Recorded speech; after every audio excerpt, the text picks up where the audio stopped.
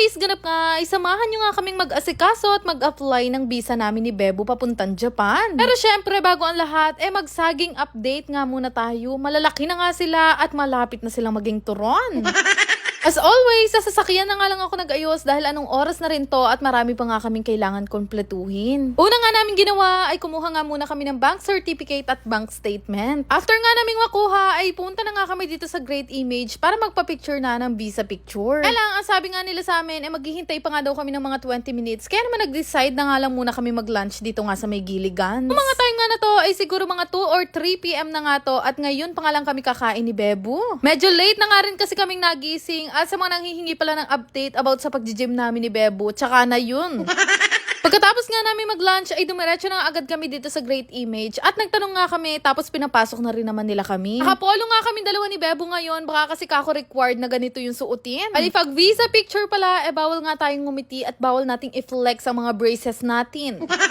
Pinarush na nga namin to kasi baka kako hindi kami umabot sa agency nga na pag-a-applyan namin ng visa. Okay na nga yung bank certificate at bank statement namin at nakapagpa-picture na rin kami. Nagbiyahe na nga kami papunta naman ngayon ng Clark, Pampanga. Pupuntahan nga namin ay sa loob nga yun ng SM Clark at sana nga ay abutan pa namin bukas. Pati nga kami dito sa loob ng SM Clark ng 6:30 p.m. at ang sabi nga sa amin ng guard 7 p.m. daw magsasara na nga. Paisa laki ba naman itong SM Clark, buti na lang may pa-waste sila dito. At kahit nga may rayuma tong si Bebo, humaripas na nga kami ng takbo nang makaabot nga kami dito sa may attic tours. Sabi nga nila sa amin 7 p.m. na daw ang cut-off, pero umabot pa naman kami dahil may 4 minutes pa, nakshoot ha? Hiningan nga pala nila kami ng PSA at syempre kailangan yung PSA nyo guys ay kakakuha pa lang within 6 months. Kompleto nga rin yung mga dala namin, kagaya nga ng ITR, DTI at syempre kailangan din ng BIR. Sinulat ko na nga rin pala yung mga ginawa kong itinerary na gagawin nga namin pagka nakarating nga kami sa Japan. Syempre, importante din na may sapat na laman yung mga bangko natin para mas higher yung chance na ma-approve nga tayo. Inuko, alam nyo naman, kamatis lang sa Japan umaabot ng 500. Nakshoot ha? Actually guys, ang laki talaga ng naitulong sa akin ni Mami Jam at ni Mami Raquel dahil sa kanila ako nagtatanong. Dahil first time nga namin pareho mag-a-apply ni Bebo, tinutulungan naman kami ng mga staff pag meron kaming hindi alam sagutan. Si Bebo naman ay dream country niya talaga ang Japan at napakahilig talaga niyan sa anime. Kaya sana talaga ay palarin nga kaming dalawa ni Bebo na makarating na magkasama sa Japan. Dahil bukod sa gusto kong balikan yung mga okasan ko nun sa Japan, malakas ang pakiramdam ko magpo-propose na sa akin to.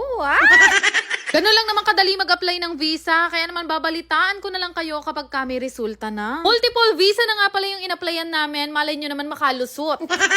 After nga namin mag-apply ng visa, ay pauwi na nga sana kami, pero meron nga akong nadaanan dito na nagtitinda nga nitong maasim na candies. Ma-share ko lang sa inyo na sobrang hilig ko talaga sa mga maasim na pagkain. Binilhan ko na nga rin pala yung pamangkin ni Bebo at habang namimili nga kami, meron nga mga nakakilala sa amin. At ayun nga, fast forward, napadaan nga kami dito sa may Prima Donna at napakarami ngang sales, kaya naman nagpabili ko ng sandals kay Bebo. After that, ay naglibot-libot lang kami at nakarating nga kami dito sa may second floor at parang first time nga lang namin maglibot dito. Pagkatapos nga noon ay nakaramdam na naman kami ng gutom, kaya naman naghanap lang kami ng pwede naming kainan at Diyos ko, ramdam ko na talaga yung antok nung mga time na yan. Sabi ko nga dito kay Bebo, dito na kami mag-dinner sa loob ng SM dahil ayoko na magluto pag uwi, rekta tulog na to. Actually guys, nung mga time na to 9 p.m. na pala at sabi nga nila 10 p.m. daw magsasara yung mall. After nga namin kumain ay dumaan pa nga dito sa Dunkin Donuts si Bebo para nga makabili nga ng pasalubong para kay Dichi. Saktong alas 10 nga nung makalabas kami dito sa SM Clark at napakatagal namin bago makita itong si Montero fully paid dahil napalayo yung pagpapark namin. Nakshoot ha?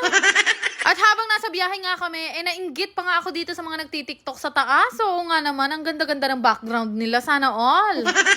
Pag-uwi nga namin, ay dumiretso na agad ako sa CR para makapagbihis na at ako ay nakakaramdam na ng matinding pagod. Pagkabihis ko nga, ay dumiretso na agad ako dito sa kwarto para makapag-skincare na dahil nagbe-breakout na nga ako nitong mga nakalipas na araw. Pero sabi ko nga, di bali na mag-breakout, wag lang mag-break. Charis!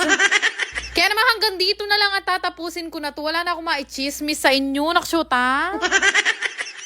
Bago niya i-skip tong video, gusto ko lang ipakita sa inyo itong nilalaro kong Aurora game. Para mag-register, ilagay niyo lang ang inyong mga phone number, gumawa ng sariling password at i-confirm. Ganun lang kadali, meron na nga kayong account dito sa Aurora game at napakadami niyong pwedeng pagpili ang laro dito. Pero syempre, bago ang lahat, kakailanganin niyo muna mag-cash in. Sobrang dali lang naman mag-cash in guys, sundin niyo lang lahat ng instruction nila and after that, pwede na nga kayong maglaro. Madalas ko nga laruin dito itong Dragon and Tiger na sobrang dali lang din manalo. Bebet ka lang naman dyan kung magkano yung gusto mong i-bet threat. Tapos meron din silang color game gaya nito. For sure naman, alam nyo na kung ano yung mechanics nito. Kagaya lang din sa Peria. Pero dito, syempre, hindi mo nakakailanganin lumabas. Easy play, easy win nga lang dito sa Aurora Game. Kaya subukan nyo na ring laruin. Pero paalala lang, ang Aurora Game po ay para lamang sa mga matatanda at hindi ko po inire-recommend sa mga bata. Kaya mag-download na kayo gamit ang link na makikita nyo sa comment section. Yan lang naman. Salamat!